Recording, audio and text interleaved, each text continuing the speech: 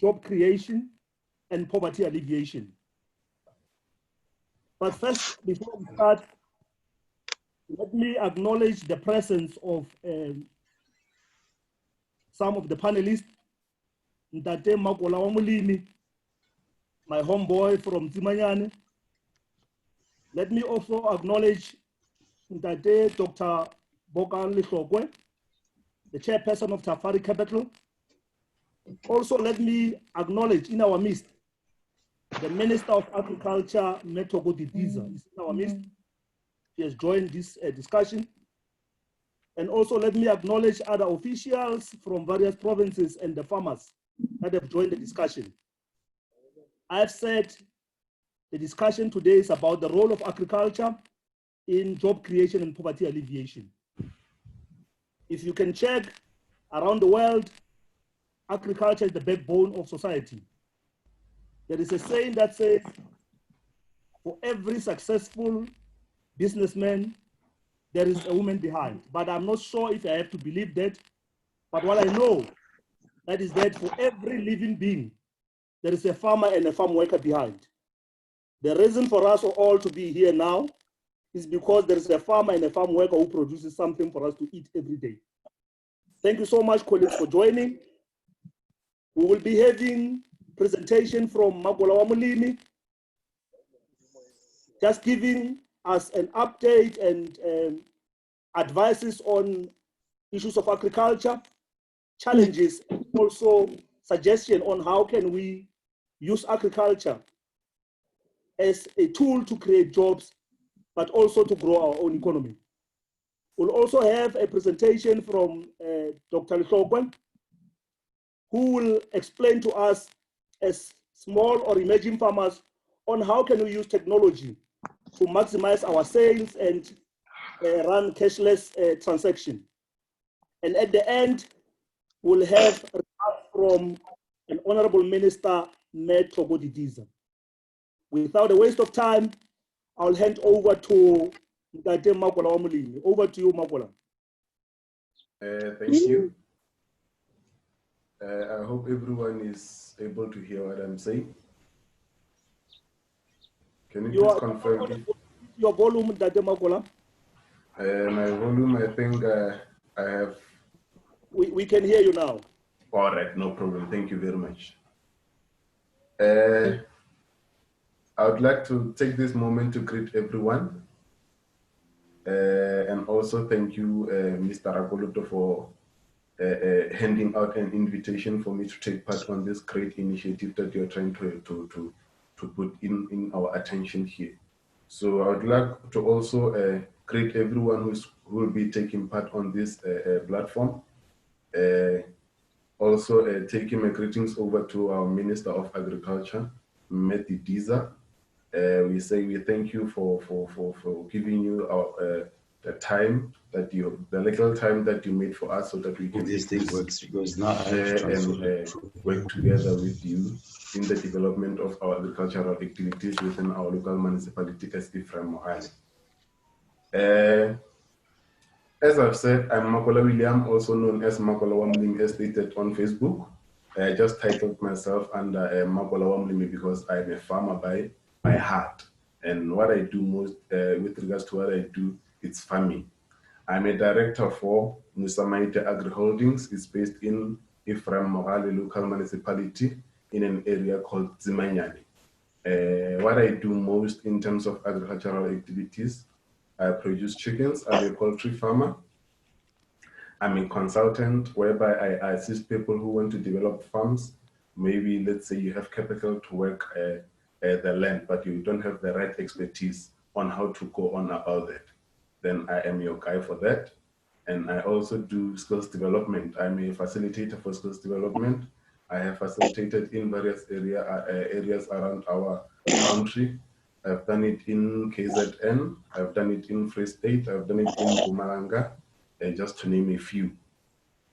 So now that we are facing the serious challenges in our country, especially during this time of our lifetime with regards to the COVID-19 pandemic, I see it fit and I see it possible for us to start planning for the future now, because post the COVID-19 situation, we'll have to start and revive our economy in terms of the collapse in employment, the impact that the COVID-19 is going to cause in terms of the poverty within our society. So I just want to urge to all of us who are taking part here so that it is in our hands, both the government and the citizens, farmers and the upcoming farmers and the farm workers, that we make sure that after the COVID-19, we have our table in order so that we can be able to revive our economy. Because this thing is a challenge to all of us, if we don't set our table right, post the pandemic, we'll still be in trouble and the situation will become worse. So as outlined on the topic stated on this panel, we have to look into factors, the strategies that will help us to go against poverty, to go against a high unemployment rate. And we happen to believe that agriculture is the recommended or the reliable tool that can be used to go all against that with a success. So as I was looking into our local municipality as Ephraim Magal under Sekhukhune in Limpopo, we are very fortunate to have so much resources, to start with land, education facilities, water, and all that we may need in terms of producing food for our people. So I was looking into it in a sense where we need to check on various factors before we can start the implementation process of being on the ground and start building structures, start funding farms, and so forth. So the factors that I was looking into right now, that maybe if we can go on about fixing such factors in a way that we'll be able to implement the successful rate of agriculture in our area. We need to look into the reconstruction of all abandoned agri-infrastructure within our areas. Because as we travel, we see most of our agricultural facilities being abandoned. And by so doing, that thing has the most impact into the rural economy. Because when people get assistance from the government, they really need to make sure that the given investment or the given capital is used for the benefit of the people who depend on that area in terms of poverty and employment. So if maybe we can look into the abandoned infrastructures, like maybe we get to identify with assistance of our local municipality officials, we get to identify such structures. We get to know the people who were funded for those structures to be up and running. Then we go to them, we collaborate. Because in some instances, you find that you want to work the land, or there is a farm, there is a poultry farm somewhere else, of which you find what is no longer in function. Then what is going to happen is that we need to get to collaborate with the current owners and the current funders of such premises, so that we can take it and make it be in use for the benefit of the community. Because remember, the idea here is to make everything that is available work before we can come in with another new implementations. Because if we continue implementing but without assessing the previous implementations that were stricken by government, then we're still far away from getting the things right. So if we can get all the infrastructure that is abandoned, we check them, the challenges that were faced by the current owners, and then we get to solve those problems in terms of reviving the infrastructure. And the other thing that I was looking into is that it is good that our government is trying by all means to assist in terms of funding to uplift our farmers, to uplift our cooperatives, to uplift our young people, our women, and everything that has been put in place in terms of development of our farmers. But we need to also check the factor of skills development, because you find that Musa Maide, for instance, is the name of my company. It's been funded with about 2 million capital investment from the government institution. And at a later stage, a year later, maybe when that funding is exhausted, you'll find that Musa Maide start to suffer financially. Because if you come to me as an entrepreneur, you invest so much money, let's say 2 million rand into my business, and then you do not assess my skills. You do not work on getting me on the right platform so that I can be able to manage that money. So we need to work on the skills development of our people before we can even get them into the production.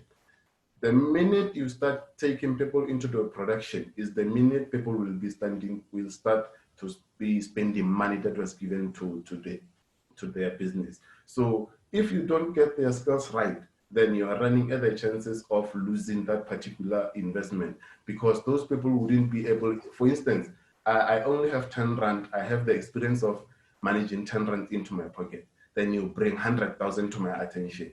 I am likely not to use that money wise because I have not experienced such money. I don't even know how to manage that money. But if you can equip me before I can even start getting that money into my own hands so that I can start working, then that will be a good way in terms of funding the institutions. So the skills development part is the most critical part, because even the approach of which, because I have attended about 14 short courses in terms of entrepreneurship and agriculture, and I have seen different approaches in whereby the skills are rendered to our people. So when I look into the skills development approach when they are rendered to the people, the system is very right, but the approach of the system is the one that is failing the ground, the people on the ground who are supposed to grab the skills and make use of them. Because when you get the skills in terms of, let's say for instance, the AgriSeta skills programs, they say it's 70% practice and it's 25% theory.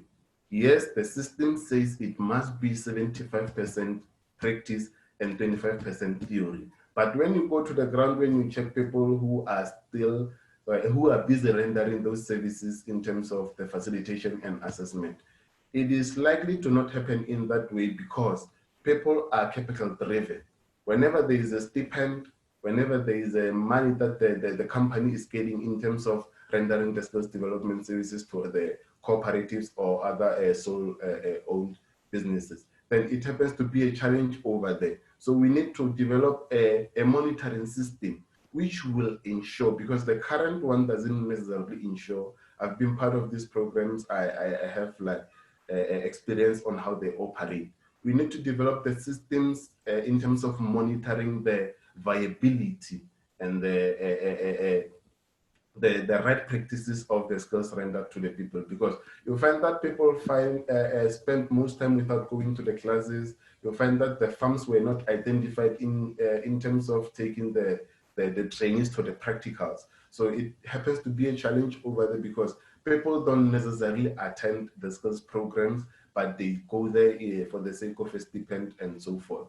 And the other thing, let's say for instance, the rural development comes to my farm and they say, we have 2 million for you. Do you have the right skills to implement the farm practices? Then I say yes, because I'll be wanting to have that money to my attention so that I can start working. But the rural development will also appoint somebody else who will come and monitor me in terms of production.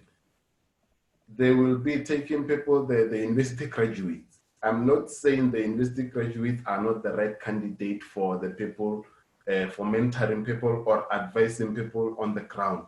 But we need to have relationship as people who takes funding to the people. We need to have a relationship with commercial farmers, people who are on the ground, and give them the opportunity to go and develop other funded institutions in terms of implementation. Because you find that you take a trainee to go and train other people for a success of implementation, of which it happens to be a challenge. So I'm calling on all those funding institutions to redirect their focus in terms of mentoring and advices.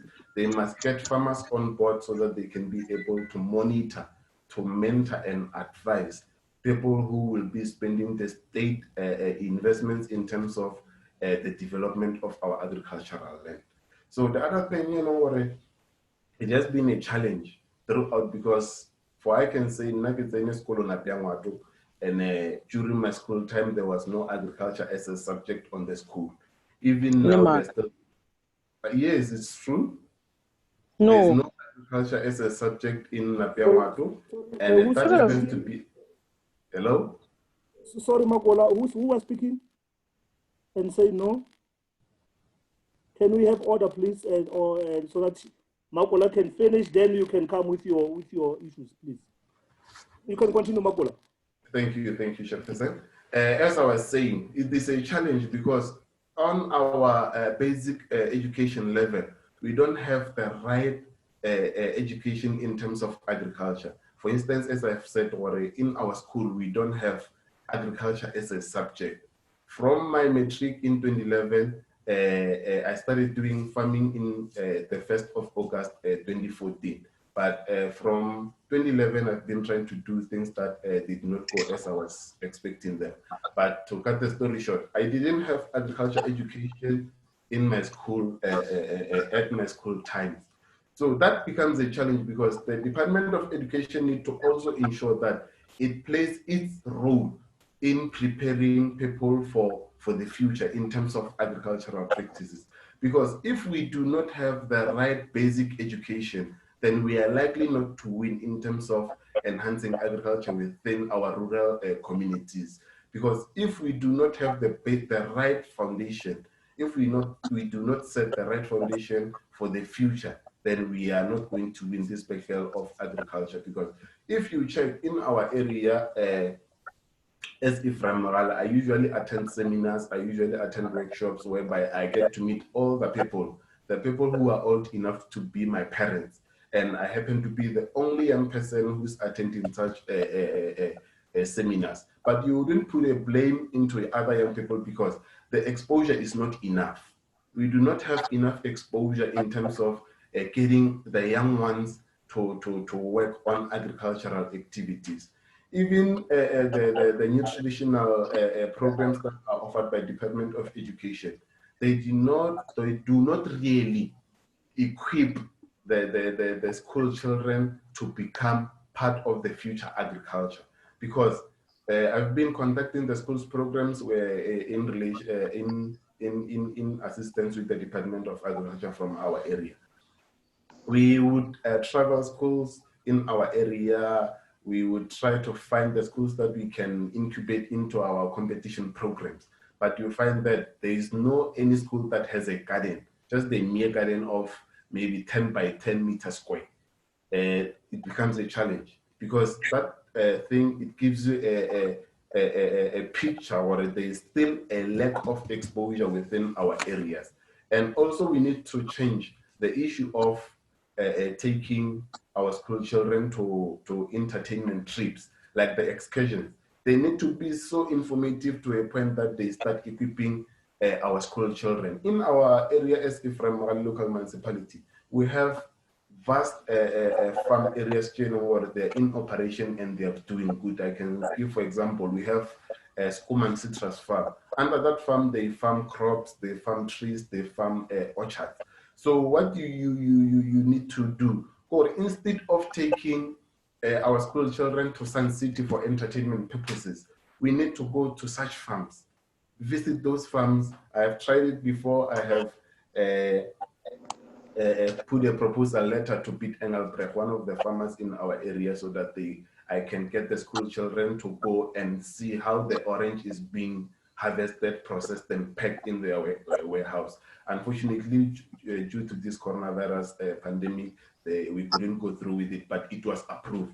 So I'm only giving you the scenario that it is possible that we can collaborate with our local farmers. Instead of children paying for trips, instead of school children is being okay. Instead of our school children paying for trips to go to Sun City, to go to Gold Drip City for entertainment purposes, they can redirect those trips to exposure. We can visit institutions like ARC, we can visit institutions like CSIR, whereby people will get to experience more of the technical side and the practical side of a farm worker. And then the most important thing that is been happening in our area, we have Tumbiseleka at our midst, whereby most of our people in our area do not get the opportunity to study there.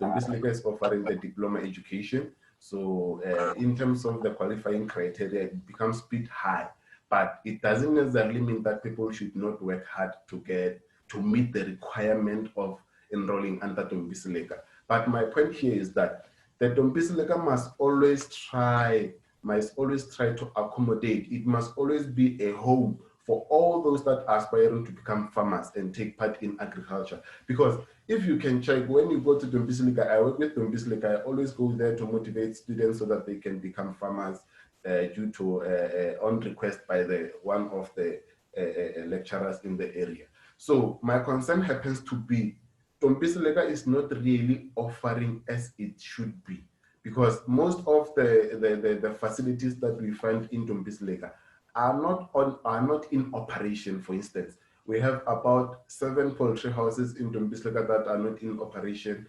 We have a dairy plant that is not in operation. We have a rabbit camp that is not in operation. We have the only activity that is taking place in Tumbiseleka currently as we speak. It's beef farming and small stock, the sheep and the goats.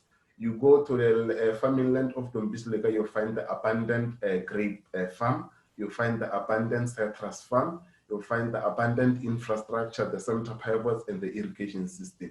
That's very raw, but somehow I get to understand, because it's only about 7 to 10 years that operation of Tumbiseleka has come on board, because it has been left abandoned for a longer period. But working on reviving the Tumbiseleka, we must consider the factors that can also accommodate those who cannot qualify to make a diploma education. Because if we continue working to equip our young people to go there so that they can study the diploma, it's good. But we need to also encourage them to become farmers.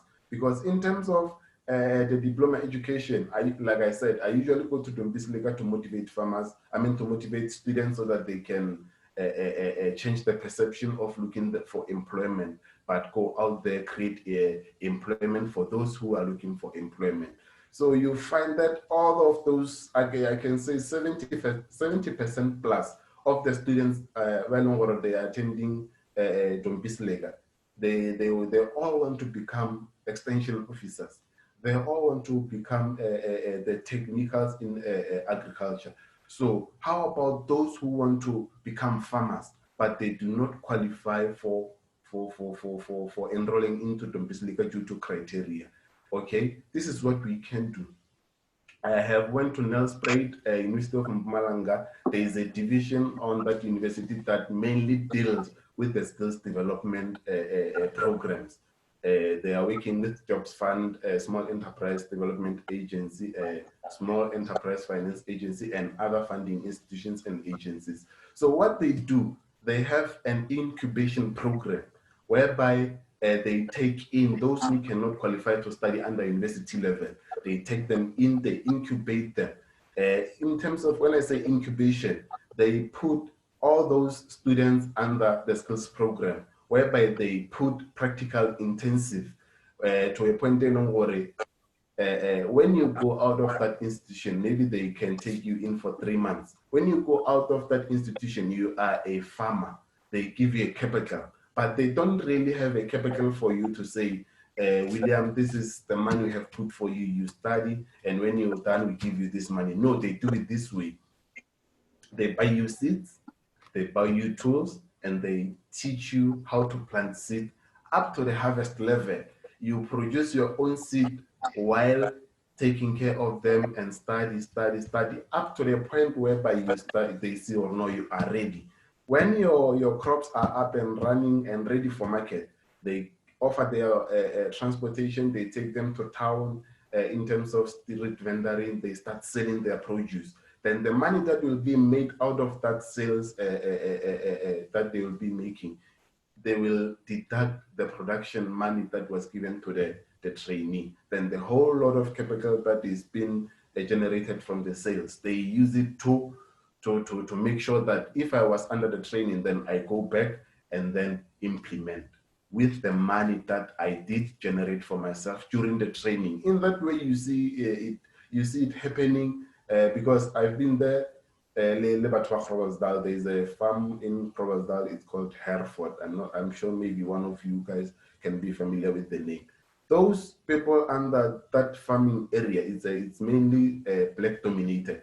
So those people under those areas, you find them, they have young people who are working hands-on within those farms based on the type of education and skills development offered to them. So if we can embark on such initiatives and make sure that Dombislika also have a division whereby when people are not able to study under diploma level, then they can be trained under the incubation program whereby they'll be able to start producing from the seed, seeing all the actions that will be happening up until the harvest level. So in that fashion, we'll be able to develop more farmers into our area. So I just want to go back to the reconstruction of our abundant farming infrastructure. We have plenty of them. I can name them. I've been going all out trying to find them. Okay, well, how best can you go on about it? Fortunate enough, I was able to list one of those abundant infrastructure, which I'll be starting to work on them up in September. So what happens forward? The market also contributes. The market also contributes in the collapse of our projects, I can say, as they call them, but I usually encourage people to not call them projects because project is something that happens for temporary, but they have to call them businesses. The market contributes a lot in terms of the collapse of our businesses that were funded by government because we do not really have the right platforms to sell our produce.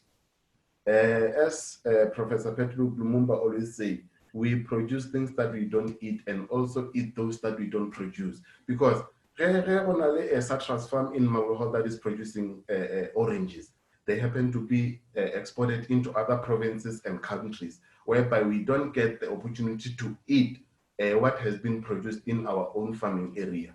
If maybe I have 10 hectares of land, I produce vegetables, I will have to make sure that I produce to a point whereby I start taking them to City Deep in Johannesburg Market, I take them to Sunny Market in Pretoria, Springs Market in Ekurhuleni. Those are the activities that can still happen in our area. We can have the market hubs whereby our farmers get to combine their produce, take them to one area where they will be processed and packed for local purposes. Because we happen to see, or if maybe I produce a spinach, I take it to City Deep, there is a transport cost happening there. If that spinach is going to be brought back to Pick and Pay Marble Hall, still there is a transport cost that will have to be accommodated when transporting it back to Marble Hall, whereas it was taken to Zimanyana to Pretoria. So you see, spinach in our area, it will be costing 5 rands. But taking it back to our area again, it will inflate the price to about 15 rands.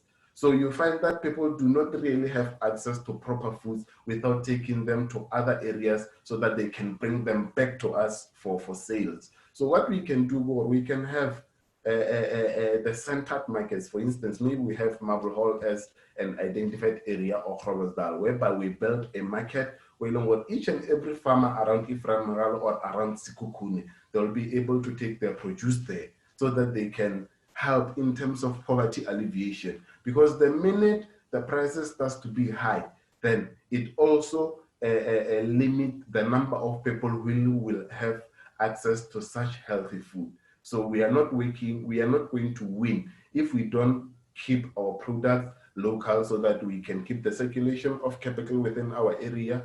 We can also make people get they can also get access to healthy food at a reasonable price.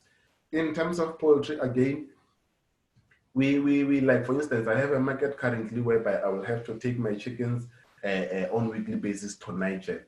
Niger from my area is about 349 kilometers from my area.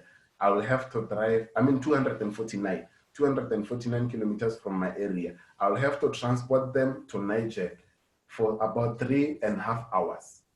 That thing alone will have an impact on my product. The quality of the product, I'm likely not to reach the market standard based on the travel hours that I'll be taking my chickens to Niger. So by so doing, we can also have I can say maybe mini abattoirs, whereby people will be able to compile their quantity, take them to the abattoir, slaughter them, sell them locally, so that we are able to produce and eat what we produce. Not that we produce for other areas and get the processed food from our other areas so that they can be sold to us in high inflated prices.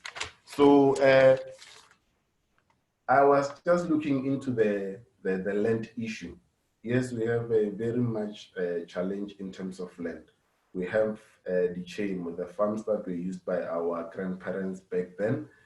We have the lands jailing where they've been abandoned, because I've been trying to secure some of them through the Department of Public Works, but it was not a success due to some complications. What I'm trying to say, we need to, as young people, encourage our government to start programs that will at least encourage our grandparents to give away to give away the lands that has been in use back then to our local farmers, because if we don't really have access to land, then it's a challenge. And I cannot necessarily say we need to go there and take lands for those who are making them or diverege for the production and of food.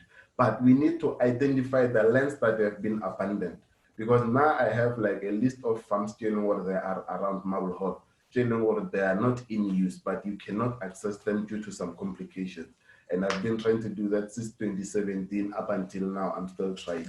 So we need to have the buy-in of our municipality, the buy-in of our government, so that we can get to access such lands in terms of the production. Because if we don't have access to such lands, then we are likely not to win. Because, for instance, currently I'm working at the backyard of my home.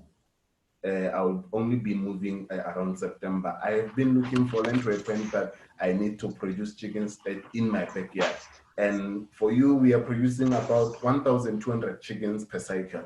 And it becomes a challenge because the chickens can become quite unfriendly on the environment so the neighbors will start complaining and everything. That will put an obstacle to our production. So what we can do, we need to make sure that the abundant land is given to the right farmers, the right potential upcoming farmers, by what we see, or they are busy working, they are busy trying to make something work, so that those people will have access to land to produce more.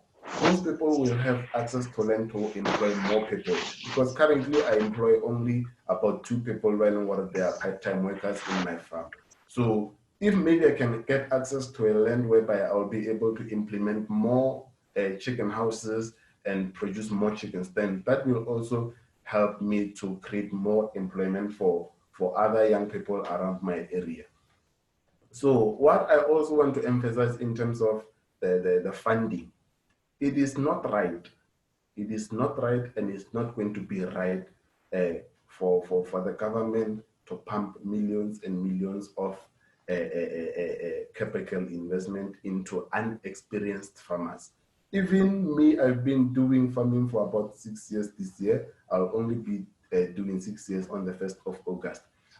Since I started in 2014, so I'll be doing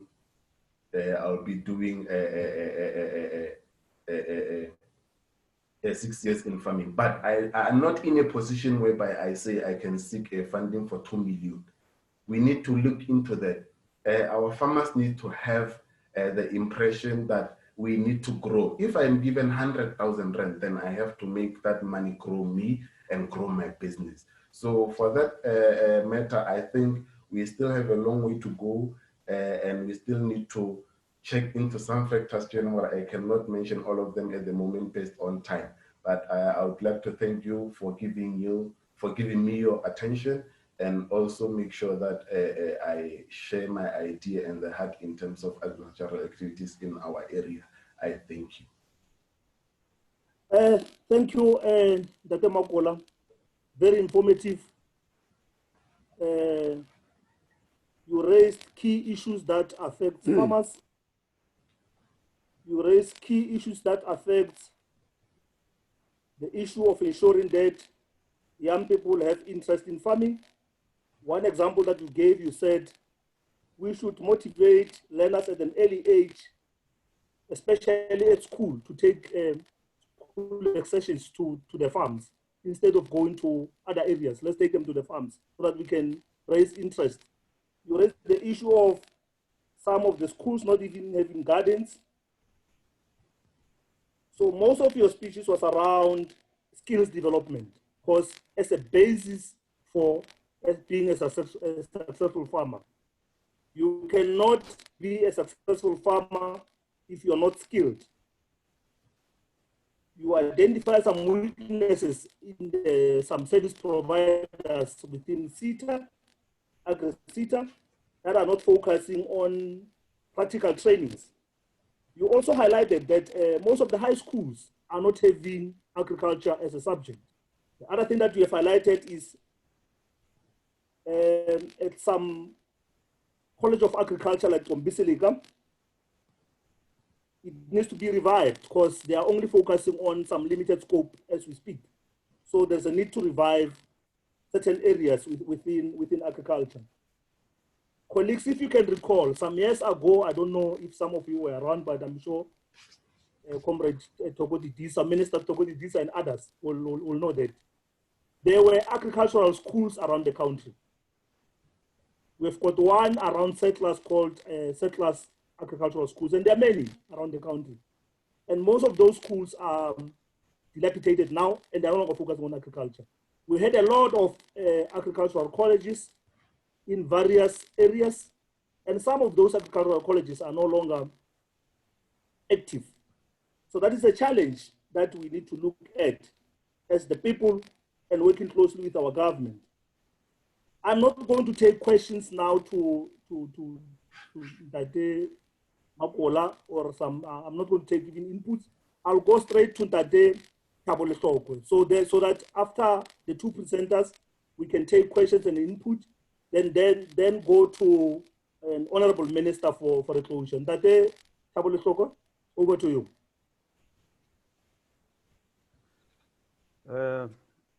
Thank you.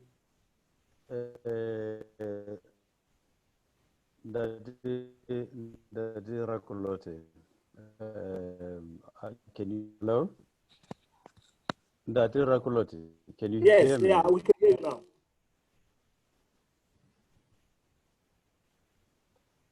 Hello?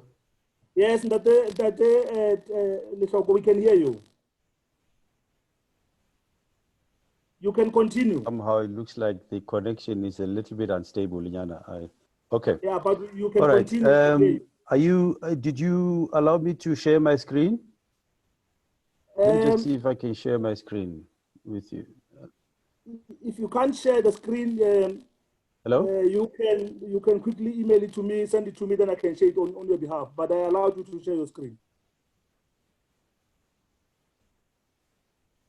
Okay, I'm just trying to see if I can share the screen. Just hold on quickly. You know what? If it looks like I'm not able to do that now for some reason, I will send it to you, and then you can share it on my behalf, as you say. But yes, it's okay. I'll talk to it. I mean, this is a subject I'm quite familiar with. Okay, so thank you all for giving me this opportunity to present to you Utafari Capital, and I would like to also acknowledge everyone who's here, and in particular Minister Togo Didiza. Thank you for making time to listen to these presentations on a Saturday morning.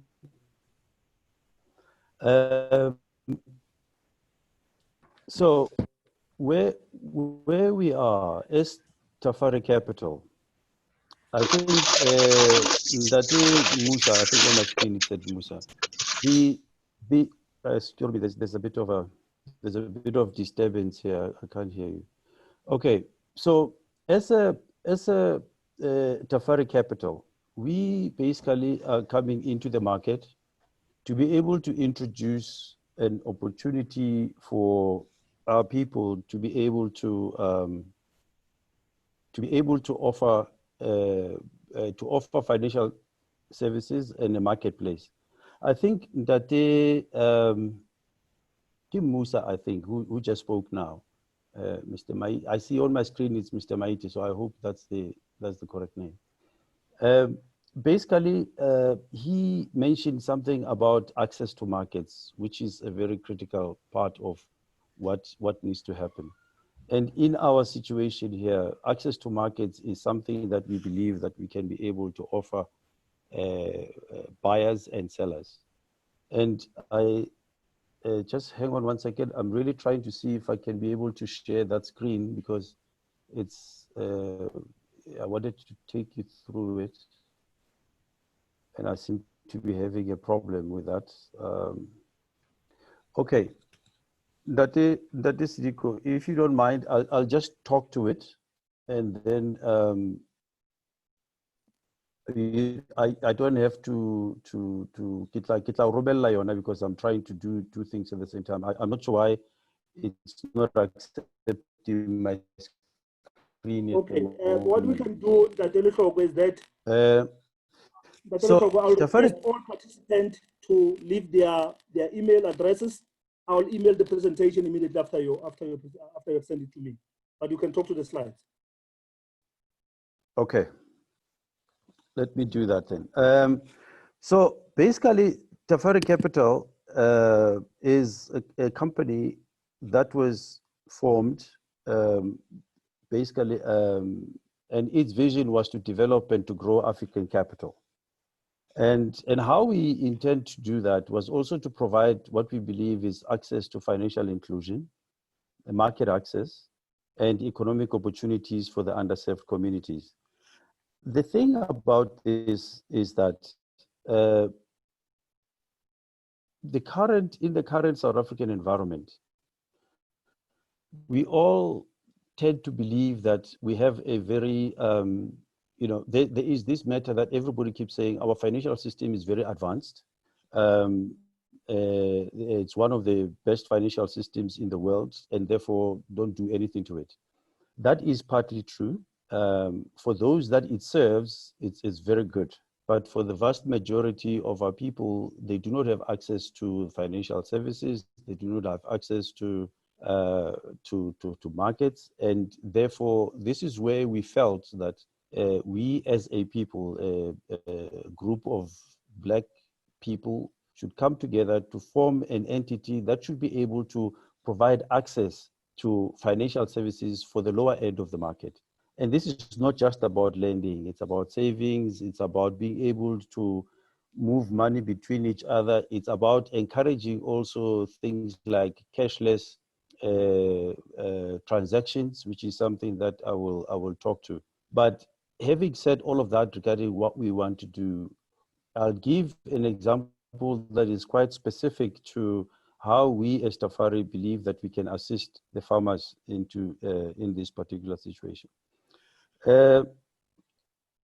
Tafari actually is a financial services platform which has got an integrated marketplace within it. And in the marketplace, you have different verticals. And one of those verticals would be a farmer's vertical and an agricultural vertical. And what the purpose of that is to be able to provide a marketplace between buyers and sellers.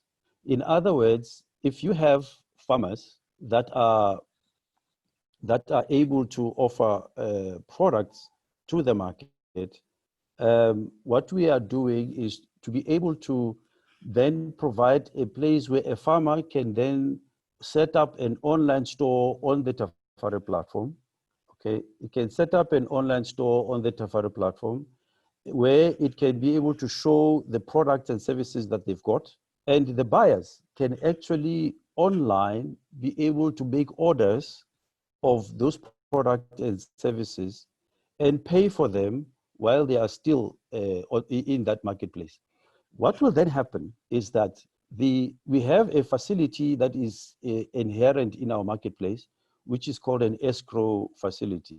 And the escrow facility serves a couple of purposes. The one is to say that as a seller, as a farmer, when somebody places an order and they pay, the money will be transferred into an escrow facility. Therefore, you as a farmer will be able to see that in your incoming escrow, that there is money that is there, which means the money has left the buyer's bank account. It is sitting in a third-party bank account for safekeeping, making you confident that yes, there is money available for the product, then I can deliver my material. But you must know that you cannot access that money until you have delivered the material and the buyer has seen the material that it is what he has ordered, and then they're able to release the funds transaction.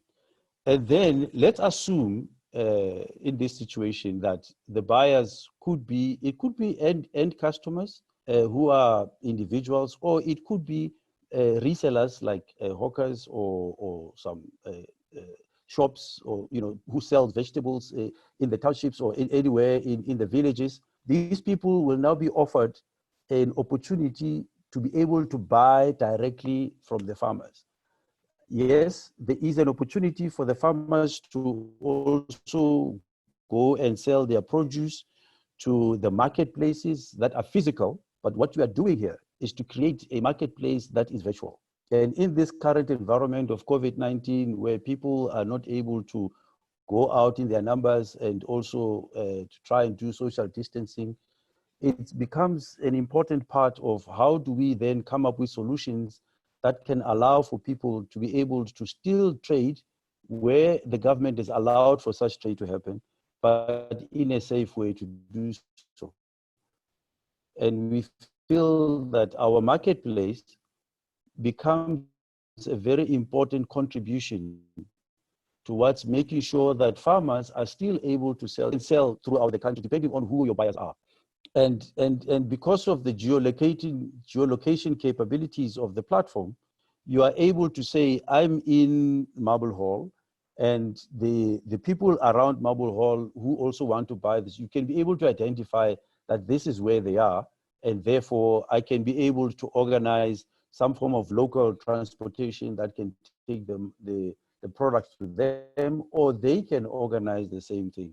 If it's longer distance selling, that's also quite possible, because the platform allows you to sell both local and a little bit further away.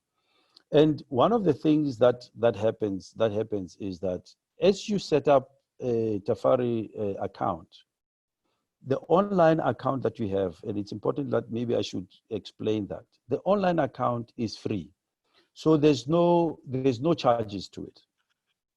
Okay, so when you set up, you can set up a personal and you can set up a business account, and those are free. And also setting up the online store is also free in terms of setting it up. We only, as Tafari, will charge people a small amount for any transactions that happens. But remember, what we have done is we have actually we would in this case give the farmers the ability to be able to showcase their wares. And in fact, one of the other facilities that we are doing is to have what you call video commerce, where the farmer can take short videos of their produce, where it's chicken, it's vegetables, it's cattle, and show them off in a short video and talk to them. And people can actually see and interact with the farmer in a live environment online. We've also tried to make sure that, because video will take a bit of bandwidth, and we know that data is quite expensive in the country, what we have done is that we have implemented a technology that reduces the size of the video without affecting the quality of it, which means that you won't spend as much money as you would if you were going to utilize normal YouTube or any of these other video solutions that's available. So we've thought about how do we make it easier for people also to access some of these value-adding solutions to have a product, but it's quite another not to have the opportunity to be able to distribute your product to the market. And when as we have this, because we'll now be having an online store, you'll be able to actually see as a farmer that my products, these are the, you'll have a kind of a dashboard that will also show you which products are selling faster, which ones are not selling. And it enables you to even during it dynamically to adjust prices. You might see that there could be some products that are not selling very much. You might then decide, you know what, I'm gonna put a special on it. And it's real time. You can change it and you can see the impact of that, what happens, whether people actually participate. So we give the farmers the ability to be able to manage their business as well. So it's not just putting stuff out there, but to participate in the environment itself. And now, once the end user, in this case, let's say the end user is either a store or it's a hawker who has bought, we also give the hawker themselves the ability to set up their own online store. And it doesn't matter whether they're selling from the street or from a building, as long as they've got a phone that can take photographs, a smartphone, we can enable them to set up their online store as well, to be able to on-sell the products that they are buying, in the local area, to be able to resell them to the people around them. So you will find a situation where, let's say, an informal seller is able to take the pictures of the vegetables they've got, they're able to price them, they're able to put them on their online store, and the local people can actually buy online, which means, especially now in this environment of COVID-19, where there's lockdowns and people are not allowed to move around quite a lot, it makes it easier that people can then buy their product and services online. And also the other opportunity that happens is that there could be in the very same area some unemployed people or other entrepreneurs that decide that within the area they are well known, they can become couriers by foot, by bicycle, by scooter, to be able to take the products that people are buying online and deliver them to the buyers in the village, everywhere else. So what we are also trying to do with this platform is to enable our people, regardless of where they are, to be able to transact with our platform digitally without necessarily having to utilize a lot of cash, hand over cash to people. It becomes a safe way of transacting. It becomes a much more effective way, and people are able to see how they can utilize the technology to be able to transact online.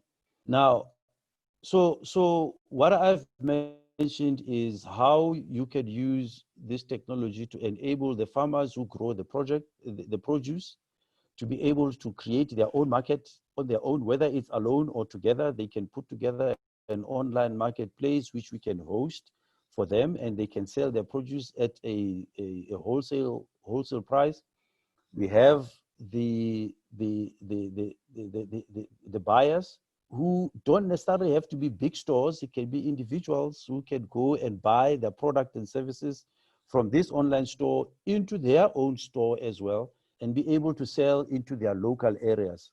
And then the other aspect of it is that we can also work with government to indicate that in this area, if there's any specific financial assistance that government wants to be able to offer to some of the emerging farmers, this could be a vehicle which the government can utilize to be able to provide funding for the people through. The vehicle, because one, people will set up online accounts, as I indicated, and we'll be able to have all the necessary information that we can inform government as to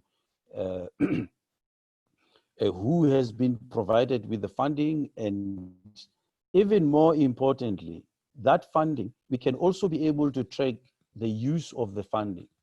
let's say, for example, we are in a position, because we have this combination of both the sort of financial services and the marketplace. When somebody receives funding, you can actually also see where this funding is spent. And if then government could stipulate that the funding is going to be spent buying this material from this particular, we make sure that those particular entities which provide the utilities for the farmers are also brought online. They're also brought onto the platform. And in that way, we will be able to report back to government that the money that you have offered Thabo Lehlokwe has been utilized to buy this and that utensil to be able to achieve the aims that we are. So, for example, it becomes possible now for use government funds, instead of buying utilities for somebody to plow the land, somebody goes and buy a Mercedes-Benz, or they throw parties with the money that they were supposed to use. So you are able to track and trace where the funds that have been provided are actually utilized as well. And that, I think government would appreciate, being able to have visibility into the actual use of the funding that it may be able to offer. So in a nutshell, what we are trying to do is to offer an end-to-end platform that can take the opportunities from the farmers to the intermediaries, right up to the end users, and all of them utilizing our platform, which allows for cashless facilities for people to be able to transact without having to utilize cash itself, and be able to make it easier for people to access products and services. So I think that it could be a very valuable addition to the ecosystem that currently exists, in particular with the farmers. So I think for now, I would like to leave it there. And if there's any questions, or if I have to go into further details, I'll be able to do so. That is Rakolat. Thank you, Dr. Thabo Lehlokwe. You spoke about the Tafari Capital, which is 100% Black-owned entity. And here it brings the integrated technology into farming business by offering cashless products, which also assist the emerging farmers on the management of their cash and build a credit profile for the farmers. But also you have spoken about the system that can be used also by funders, whether it's government or other funders, to ensure that the recipients or the recipients of the donations or funding from government or any funders can track and trace whether their funding is being used for intended purposes. Thank you so much, Dr. Lehlokwe. I will allow now participants to raise up their hands, make inputs or comments. In terms of the Progressive Socio-Economic Investment Institute, we don't throw questions without providing solutions. We are not a platform of complaints, we are a platform of providing solutions. So if you are given a platform to raise up your question or input, also provide a solution. We are solution orientated. Time to complain and point fingers is over. For now, it's time to collaborate in bringing solutions in order to ensure that we utilize agriculture for job creation and poverty alleviation. So for those who are having inputs or comments, please raise up your hands and I'll note you so that you can make some inputs. If you've got some inputs, please raise up your hand. Then we'll note you and then you can make your input. It looks like, okay, there is a hand from, there's no name there, is 89085. You can come in. You can unmute yourself and then come in. Over to you. Good day, everyone. How are you? We are fine, and how are you? Please go straight to the point. Okay, yes, my name is Punso Enichulwane. I'm the CEO, founder, and director of the South African Emerging Farmers. I have to say the guest speakers who have spoken previously, they've raised very, very valid questions. And that's where I can say we as South African emerging farmers, that's where we come in. Because as South African emerging farmers, we have developed a system and a model through experience and through working in the industry. Because what we have realized, most small-scale farmers and emerging farmers, they do know how to produce, they do know how to farm. But the challenge they are having, their main challenge is market access. And it's something which we as South African emerging farmers, we are able to help and assist in that regard.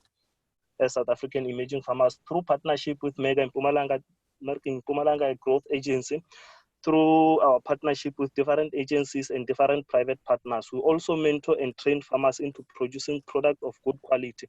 Because the big industries, what we have realized in doing our research, we have realized most of the big industries, your ShopRite, your Pick and Pay, your Spar, your Woolworths, they normally marginalize small-scale farmers through small terms or small terminology. Like when a farmer say, I want to produce or supply to you, they'll tell the farmer that you don't have a gap certificate, you don't even do quality control or quality assurance. As South African emerging farmers, we come into small-scale farmers, we mentor them, we train them, and we put all the measures in place so that they can be able to compete. Actually, we are helping small-scale farmers to commercialize them. And in terms of the guest speaker who spoke first, in terms of farm rehabilitations, the ones which are being rehabilitated, that needs to be rehabilitated because of land reform or because of failed management system and so forth. We also assist in those ones because we come with the finance and the resources, and then we evaluate the farm. We evaluate the need of the farm, the financial need, the machinery need, the labor need, all the needs that the farm needs. And then we raise the capital. We come and go into partnership with them, and then we rehabilitate such a farm, and then we look for a market for them. Because we have experience in export and import, we have experience in agricultural management, in machinery, and so forth. So the import I want to make is that the point which are raised, there are points which are valid and which are point which needs to be attended urgently. So not even post COVID-19, the attention needs to start now and continue with it even post COVID-19 and so forth.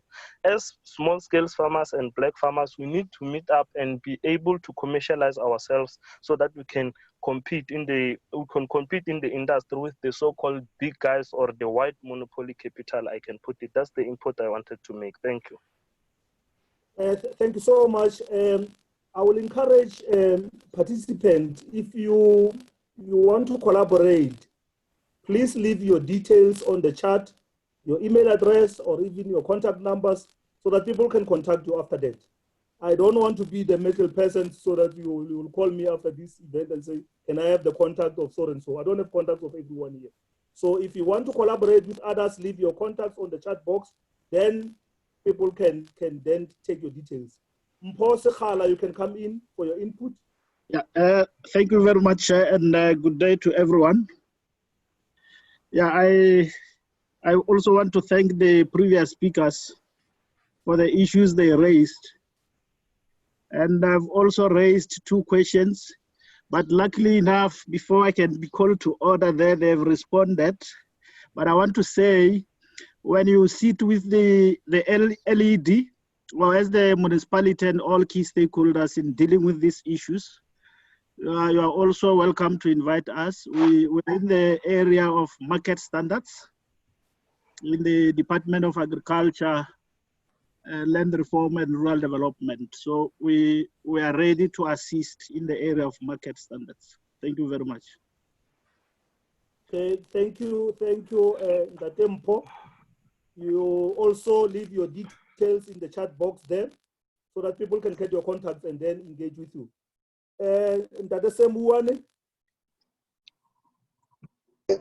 Thanks, Chair. Thanks very much. And maybe let me start by acknowledging the 2 presentations, and maybe start by acknowledging the important information that was said, in particular by our guest speaker, Tate Makola.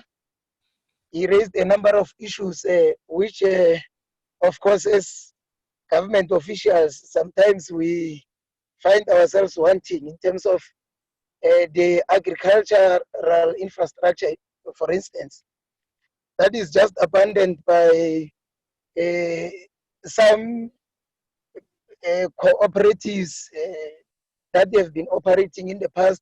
Government gave them an opportunity to install that infrastructure, but it always becomes difficult to, many of them, I must say, Chair, that they are people who are very old, and it is always difficult for us to facilitate the passing on of the same infrastructure to the next generations. At some point, you will find that they expect that they must leave such kind of an infrastructure, which is no longer in use currently. So it becomes very difficult because you remember in the past, the government has funded many of the cooperatives around Ephraim Magal. You can see them in Ellenskral, you can see them in Petwane, for instance, but they are not necessarily operational because of that weakness. Because we are not necessarily empowered as a government to take such kind of infrastructure and give it to other people who can use them better. So we are just saying, Chairperson, that I think this is an important platform.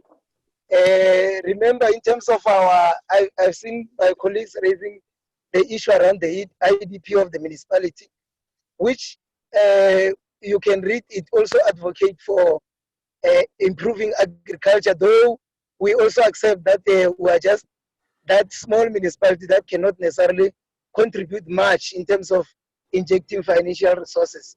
But we are trying our best to bring various stakeholders into play, both emerging and commercial farmers. We've got a few examples of that collaboration between commercial and emerging farmers. So we're just saying, Chair, that these participants that are here who feel strongly that they can assist, our offices are always open, Chair, and we hope that we can have valuable discussions even beyond this platform. Thanks very much. Thank you, Tate Semuwane. Please leave your details in the chat box so that when people want to contact you, then they can engage with you. You spoke about the biggest challenge around the area of cooperatives that are collapsing and abandoning the infrastructure that government has invested resources into it. I'm sure maybe we need also to look at the deeds of donation. When government donates in infrastructure, there should be a clause within that donation to say, if you're no longer going to use this, therefore, the donor has got power to take over the donation and hand it over to the next person. Maybe we should look at that.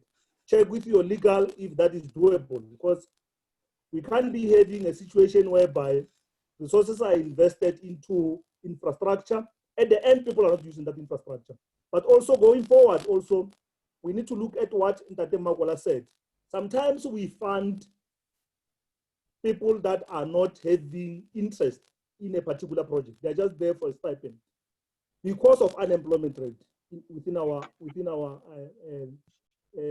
communities.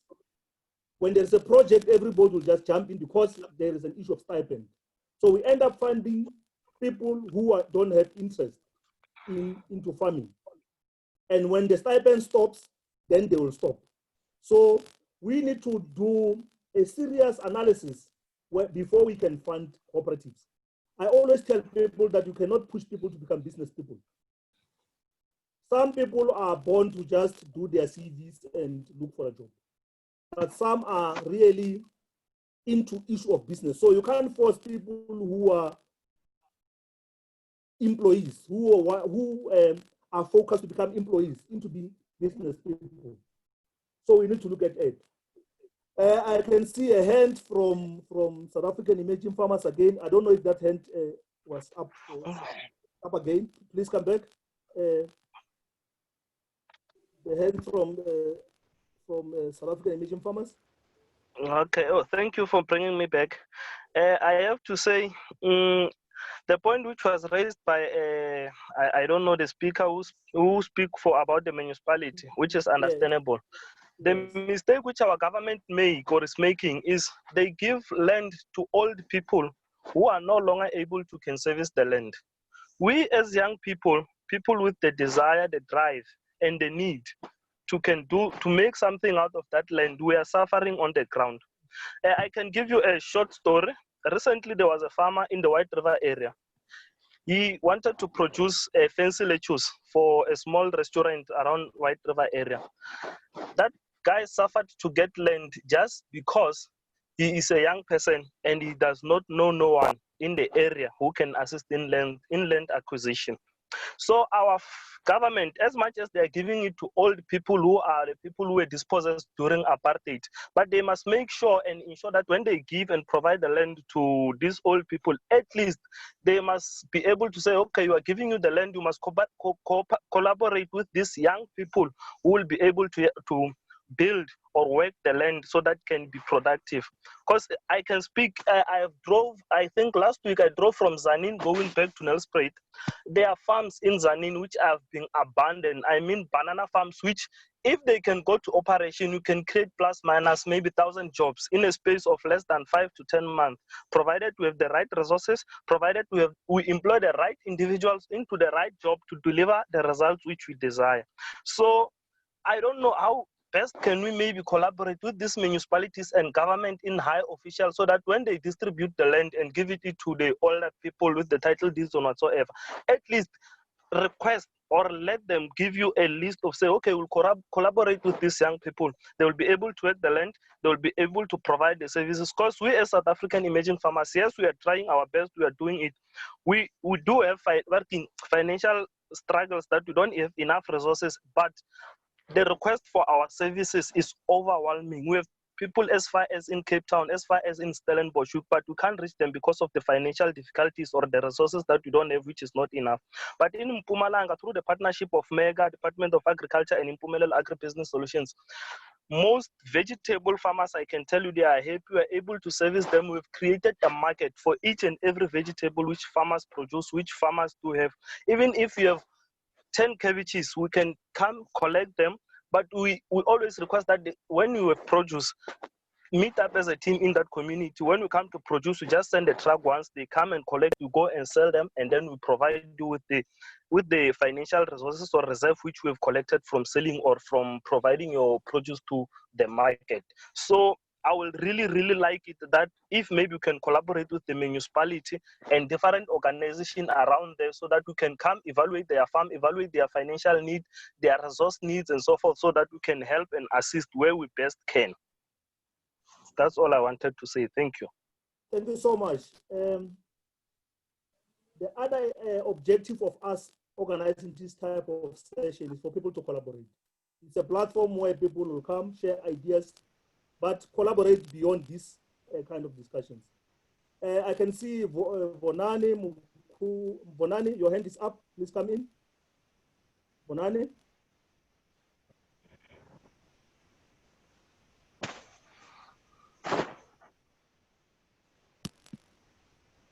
Yeah, Bonani, you come in? Yes, I can hear you now. Yeah, we can hear you, Bonani.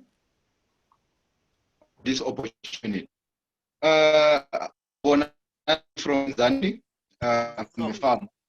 Also, your network is a little bit weak. Please try to find a spot. While you are still trying to find a spot, we can take other hands. Please try to find a spot where you have got the correct network, my Bonani. Okay. In the meantime, yeah, now you can come in. We can hear you now. All right. As my name is Bonani, I just want to thank those two speakers that have spoke.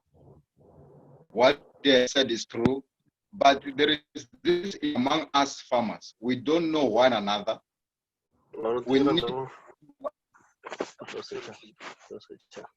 okay, to have our own.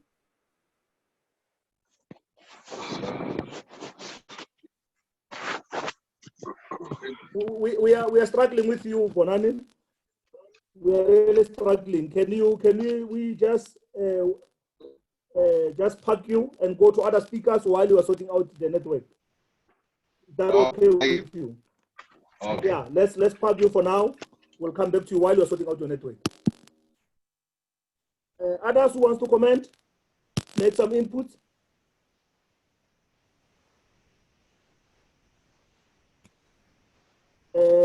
Looks like that is Sediko. Yes, Dr. Lesoko. Hey, I was just saying that I think we've had some very interesting inputs, and from our side, I think, and I did write the information on the messages. I've given out my contact details, but also to indicate to the gentleman who had said that he is with the farmers union or the farmers. South African Emerging Farmers. Emerging Farmers. That we should get in touch with them and collaborate with them, because what they are doing, some of the facilities, and this is what our platform is all about as well. It's not only for us to provide services, but it's for us to also provide a platform that enables service providers to access other people and provide services to them on our platform.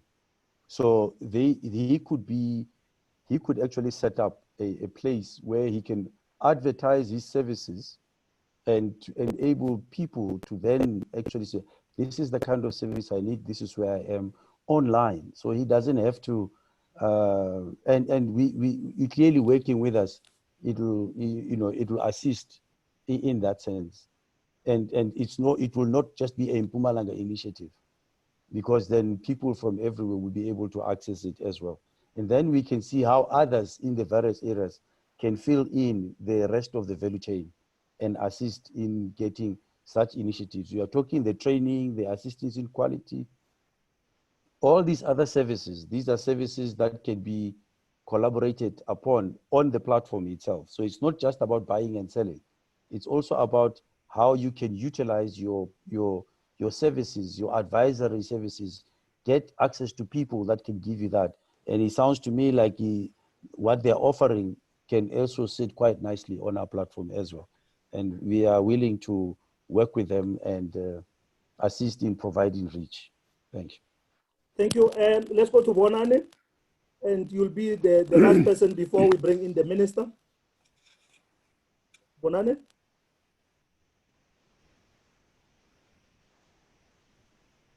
Bonane? Okay.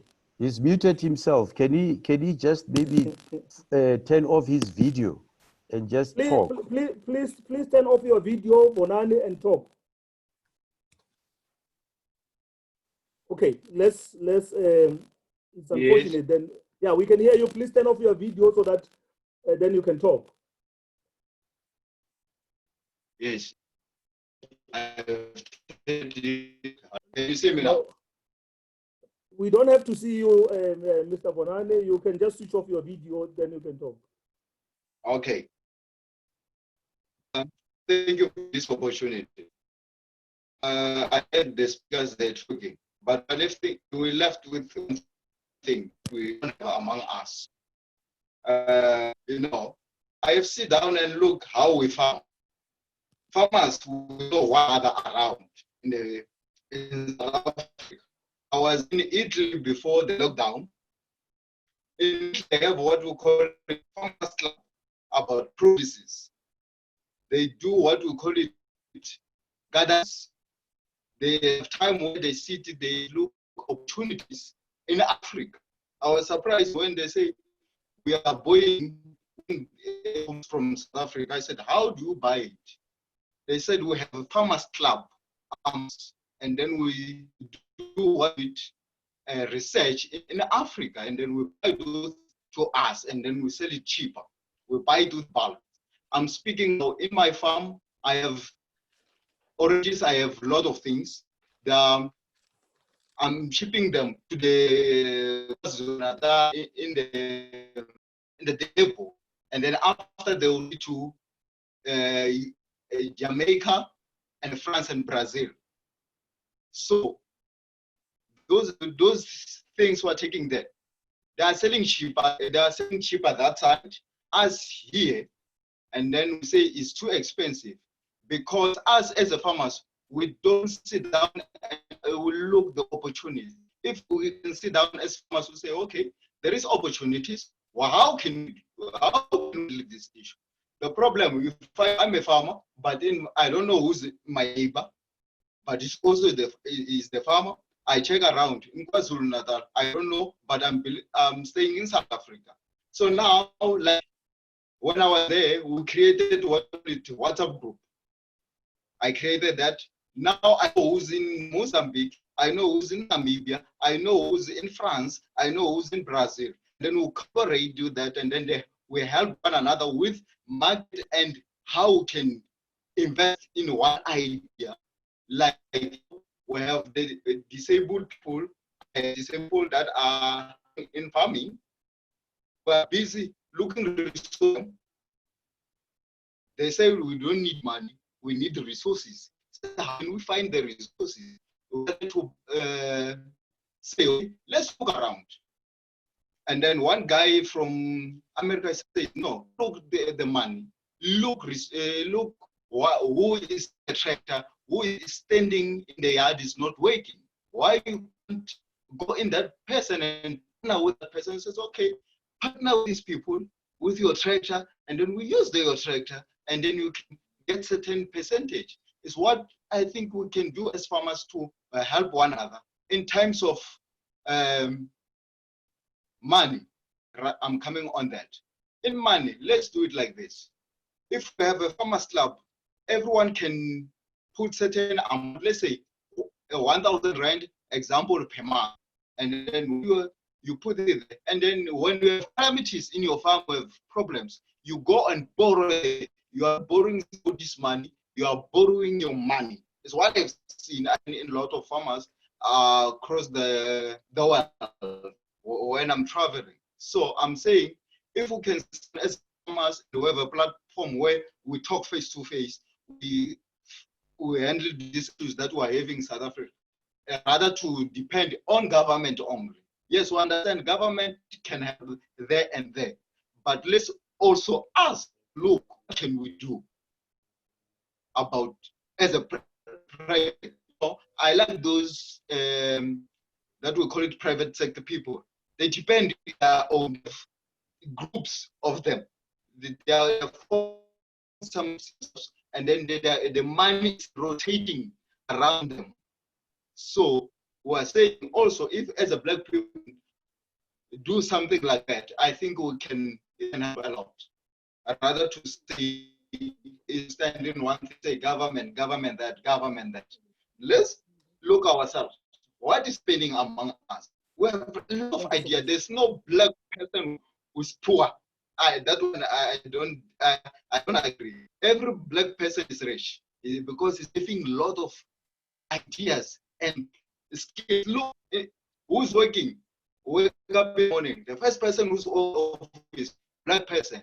Who's a black person who's doing the practical thing to feed the families. So let's work around us and see how can we impact these ideas, and then we invest in one another, rather to say, we criticize, you can't make it. Yes, Africa, there is that standard that you can afford to do this, but let's destroy that mind. Thank you so much. Thank you so much. The reason we have this platform of progressive socio-economic investment, I said one thing is about public education, share knowledge, provide platform for people to engage, and also with the hope that they'll collaborate after that. So Ndade Bonane, you can leave your details in the chat so that those who want to form part of the WhatsApp groups that we've created beyond the borders of South Africa can give you their details and participate in those WhatsApp groups. Thank you so much. Colleagues, without a waste of time, I'll request our Honorable Minister, to give us remarks, and then we can close. Thank you very much, Chairperson, in this platform, and I would like to greet our presenters, as well as those young and emerging farmers and agro dealers who are in the services space and those who are in the marketing as our marketers.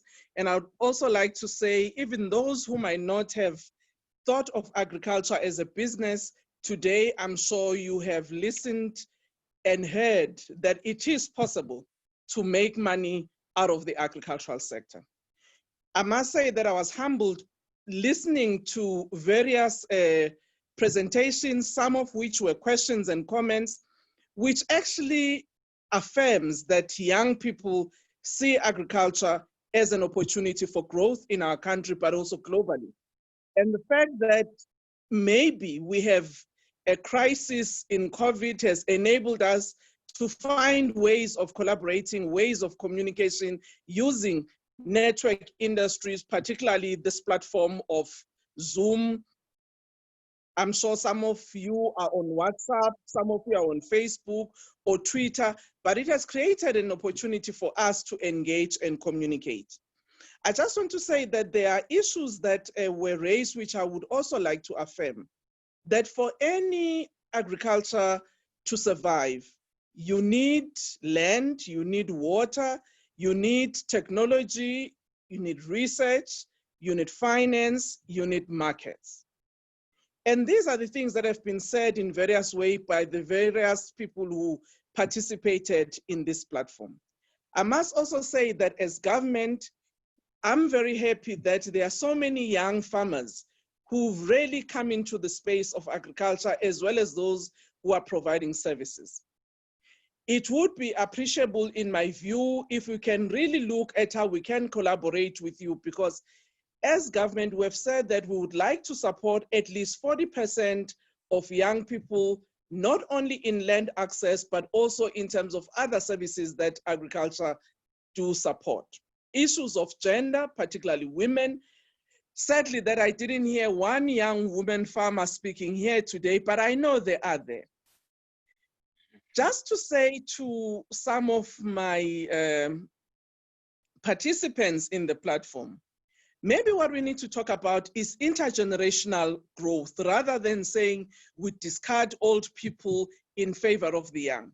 Because those old farmers, they do have the experience from which we can learn. But what we need to know is how do we develop that partnership between some of the established farmers and some of us who are bringing new knowledge and new technology, but we may not have the experience that they have had in their lifetime. One of the interesting things that I've seen, particularly from commercial farmers in South Africa, you'll find that a father, because those are the main ones who have got land at the moment, will make sure that amongst the family, one of the children will take an agricultural career, either agricultural economics, agricultural science, or veterinary services, or extension services for that matter. And what that does is that you create a legacy, but also you build up the next generation of farmers within the household. And these are some of the things, in my view, that we also need to learn ourselves. Where some of our parents may be farming, it's important that we also take interest on how we could work with them. There are issues that you have raised that I've taken note of on how, in terms of land allocation, also government should directly look at targeting young farmers, those who have already got the experience, who can actually be mentored and be supported to succeed. The other issue you have raised relates to our institutional arrangement, starting from local government to national, how we can actually create an enabling environment that will be supportive to emerging farmers in particular. But I also want to add Tafira Capital. One of the things I missed in your input is the financial services that you offer. Apart from being a bridge or an intermediary, which I think it's a platform that you said that you can be an intermediary for government, you also raised the issue of a platform, but I didn't hear what type of financial services that you provide as Tafira Capital. And maybe that's one of the things that you can share with us so that we can understand fully what is your organization doing. There are also other participants here who said they actually support farmers in various ways. You've got a client base that go as far as Cape Town, which is again very interesting, and I would like to encourage those. The first presenter talked about the importance of incubation, which I agree is very important. And if one were to link it with Bonani, who spoke last, that those farmers clubs can also be used as incubation base on how we can train and develop our young emerging farmers and agro dealers in terms of the space in which we operate in. I liked what Bonani said, working beyond the borders of South Africa. One of the things that I'm sure we know by now, those of us who are in the agricultural space, is that last year, the African Union finalized an Africa continental free trade area, which means from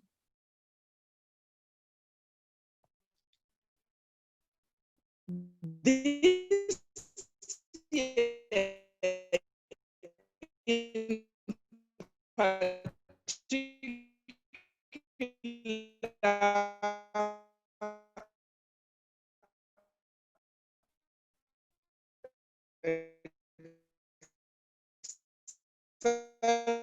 the COVID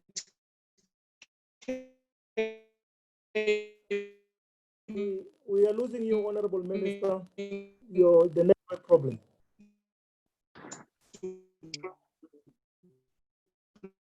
It was supposed to start by July as a free trade area for our market over 1 billion people. Asian farmers we need to know is that they can trade with is hello. Oh, did you lose me? Hello, hello. Hello. Now we can hear you, Honorable Minister. We can hear you now. Okay, I was saying, in terms of the Africa Continental Free Trade Area, tradable, easy, and agricultural commodities in various ways. And this is one of the advantages that we need to take as agricultural producers in South Africa. But also start to look at agribusinesses, particularly on how to process some of our raw materials. It's also important for us to look at how we can share experiences as we've been doing today amongst yourselves, but also with government, even if minister may not be available. But how do we get in some of the officials so that they can participate in this platform so that we too can learn the things that we need to correct as government in order to support you as the younger generation. I hope that you will be able to share the contacts of the people who participated in this platform so that as government we can also engage further. Thank you very much and wish Thank you so much, Honorable Minister. And thank you for allowing me to hijack you into this platform. I've been pestering you to say, please come and participate. Thank you so much for accepting the invite. And I can confirm that we have got also officials from the national department, your national department, who are part of this discussion. We will share the contacts of all participants with your officials so that they can engage the participants going forward. Thank you so much, Honorable Minister. Colleagues. Thank you. Colleagues, thank you so much for participating into this session of progressive socio-economic investment. We will be continue having some other sessions on other topics, and we're looking forward to your participation in other topics as we try to build our country and contribute also in public education. I thank you so much for participating, and be safe and have a lovely afternoon. Thank you so much. Thank you very much, Chairperson. Thank you. Thank you. Thank you. Thank you very much.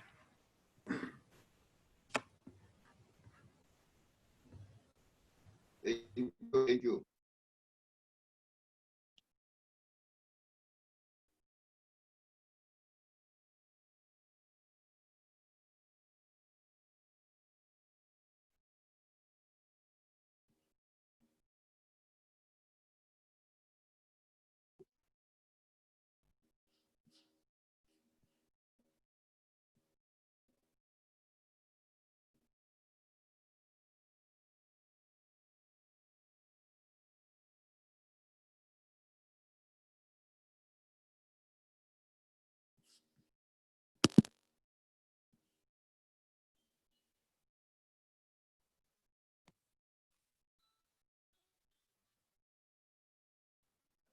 Eh, bro. But you presented very well, man. What you need to do now, you follow up with office to go and have a formal presentation. Yeah, cause it created interest, only interest to Amubona. So now it's just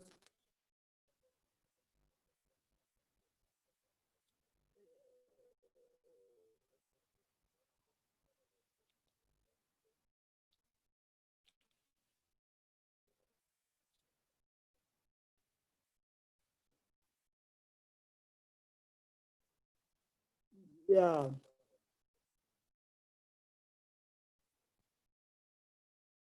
Yeah, the reason is kabata gore go be le any speaker after yena is because nangopile gore she's only available for 1 hour. Now it's rate like 1 hour 45 minutes. She's rushing somewhere.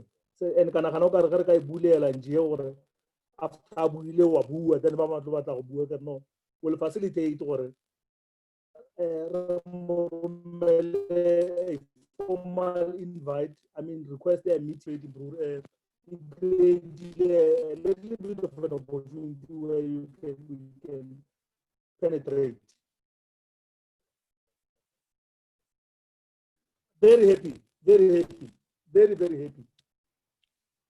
I was very, very happy, my chairperson.